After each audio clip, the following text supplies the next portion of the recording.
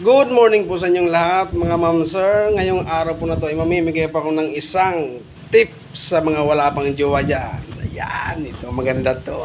Talaga. Isang tip para sa mga wala pang jowa dyan. Sigurado ito kapag sinunod nyo. Sigurado nga asenso kayo sa buhay nyo. Huwag nyo lang hahaluan ng bisyo. Ha? Ito ang tip ko sa inyo mga wala pang jowa dyan. Kung ako sa Indo, dahil na ako magjowa. Tian. Problema lang ninduan, kulog langan sa ulo. Isipon mo pa nagjuwa ka. Pag makakuha kay juwa na magastuson, maluho. Ano?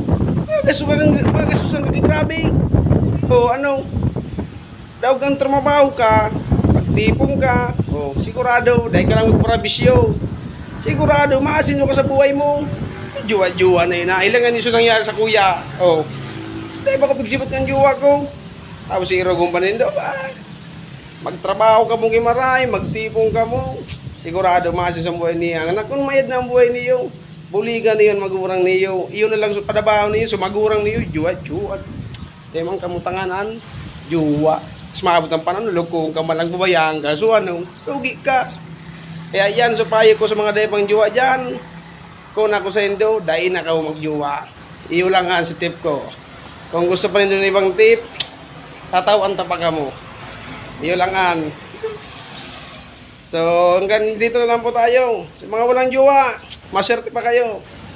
Shoutout na lang sa inyo dyan. Hanggang dito na lang guys. God bless.